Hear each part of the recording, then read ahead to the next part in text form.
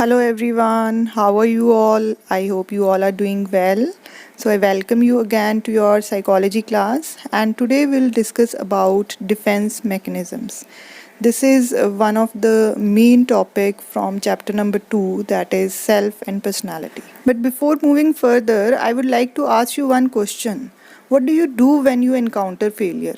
Now, that failure can be in any situation, like it can be failure in exam or failure in making relationships. So, what do you do?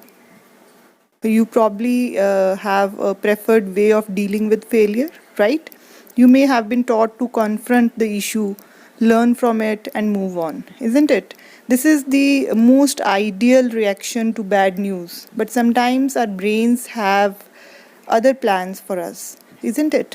And without our knowledge, our brain may use certain strategies or techniques that allow us to avoid dealing with bad situations, at least for a certain period of time. So, defense mechanisms are unconscious strategies whereby people protect themselves from anxious thoughts or feelings. They are basically the ways, strategies, or techniques of reducing anxiety by distorting reality. Distorting means by changing reality. Now, the question that arises here is that why do we call them unconscious strategies?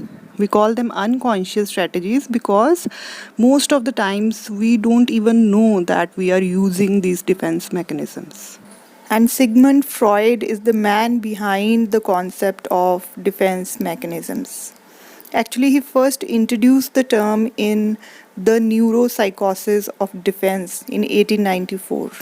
In this paper, he wrote that in order to ward off means to keep away unacceptable ideas or feelings that would cause distressing effect, a person unconsciously resorts means turns to certain mental processes that oppose these ideas or feelings and render them means make them less disturbing. These mental processes, which take place outside the person's awareness, he called defenses. In simple words, defense mechanisms are the techniques or strategies that we use to reduce anxiety. Okay? And in 1936, Sigmund Freud's daughter Anna Freud published The Ego and the Mechanisms of Defense.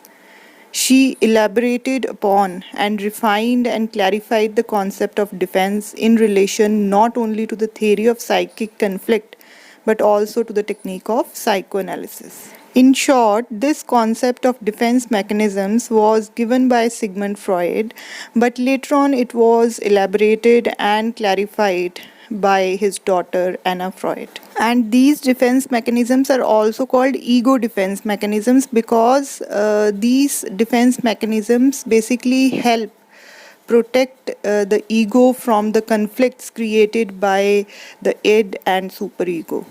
And I hope you all are clear about the concepts of the id, the ego, and the superego.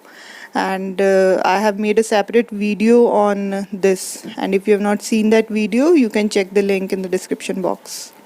Actually, according to Freud, anxiety is an unpleasant inner state that people seek to avoid, right? Nobody likes to be anxious. It's obviously an unpleasant state that everyone wants to avoid, right? So, anxiety acts as a signal to the ego that things are not going well, okay? Things are not going the way they should. So, as a result, the ego then employs some sort of defense mechanism to help reduce these feelings of anxiety. All right. And let me tell you one thing, that using defense mechanisms is quite natural as well as normal. All right, because we all use defense mechanisms at some point of time in our lives. Okay. Actually, they can allow people to navigate painful experiences or use their energy more productively. But they may become problematic when applied too frequently or for too long. All right, means if you are using these defense mechanisms frequently and for too long, for a long period of time, then it may lead to certain psychological disorders. So now we'll discuss 5 defense mechanisms which are given in your NCERT book, and they are repression, projection, denial, reaction formation, and rationalization. So first of all, let's start with repression. Repression, which is also known as dissociative amnesia, involves pushing the unpleasant thoughts, feelings, and impulses deep into the unconscious part of the mind. In other words, the person completely forgets the act and the circumstances surrounding it. However, these thoughts, feelings, and impulses don't just disappear, they continue to influence our behavior. Okay? For example, a child who faced abuse by a parent later has no memory of the events but has trouble forming relationships. Or a man got a spider bite in childhood and may develop intense spider phobia but doesn't recollect the incidents. So, when a person says, I don't know why I did that, some repressed feeling or desire is expressing itself. Alright? Means there are certain repressed memories, feelings, or thoughts at unconscious level which are affecting the behavior of that individual. Now let's discuss the second defense mechanism, that is projection. Projection is a defense mechanism that involves taking our own unacceptable qualities or feelings and ascribing. Ascribing means associating or attributing them to other people. For example, a person may accuse us of behaving selfishly or being angry or being aggressive when in reality he or she is actually selfish or angry. And that person could also accuse us that we are cheating or being disloyal to cover his or her own disloyalty. Okay? Means in reality, actually, that person is disloyal, that person is aggressive, but he is accusing, he is associating that behavior to other person. Actually, projection is a very common defense mechanism in everyday life, because when a person doesn't have the confidence and maturity to accept the parts of himself or herself that he or she does not like, it is much easier to point the finger at someone and displace those unpleasant feelings, isn't it? Actually, people who feel inferior and have low self esteem can also fall into the habit of projecting their own feelings of not being good enough onto others. On the other hand, people who can accept their failures and weaknesses, they tend not to project. They actually have no need to project because they can tolerate their own negative thoughts or emotions themselves. So now let's move on to the third defense mechanism, that is denial. Now if you look at this word denial, it is derived from the word deny, which means to refuse reality. Denial is one of the best known defense mechanisms used often to describe situations in which people seem unable to face reality or an obvious truth.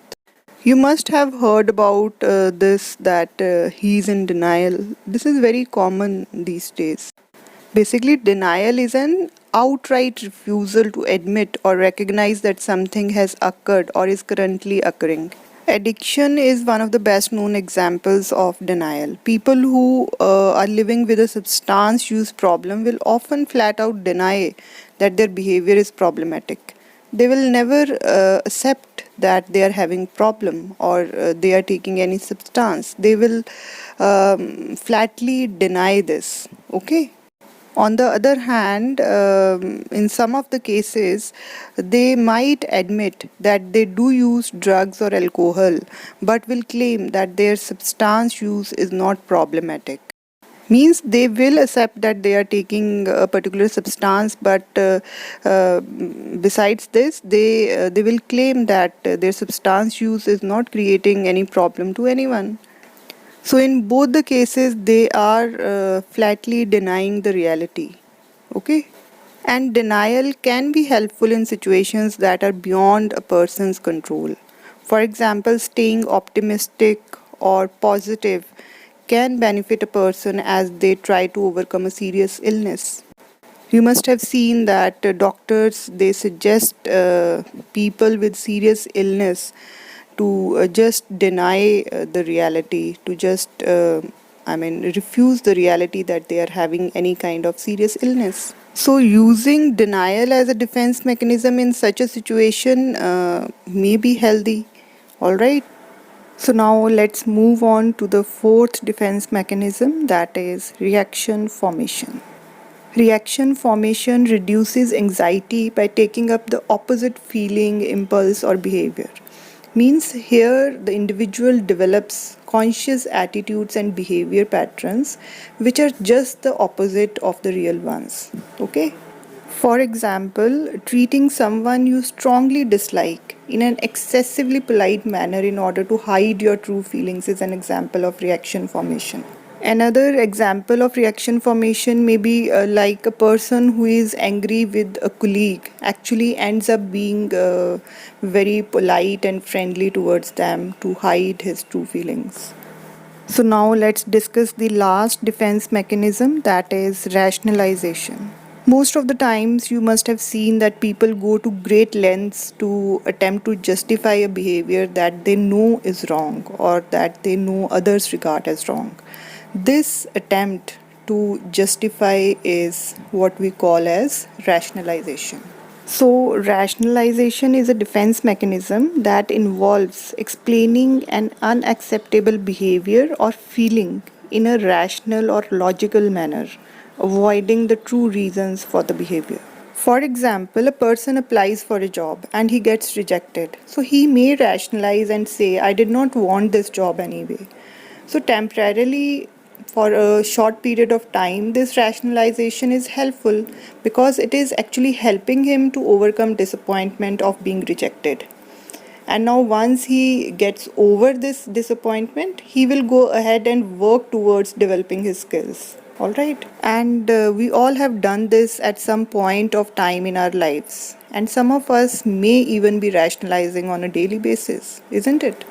Okay, how many of you rationalize sometimes or on daily basis? Do let me know through the comment section below. Rationalizations can be divided into two types. One is the silver lining.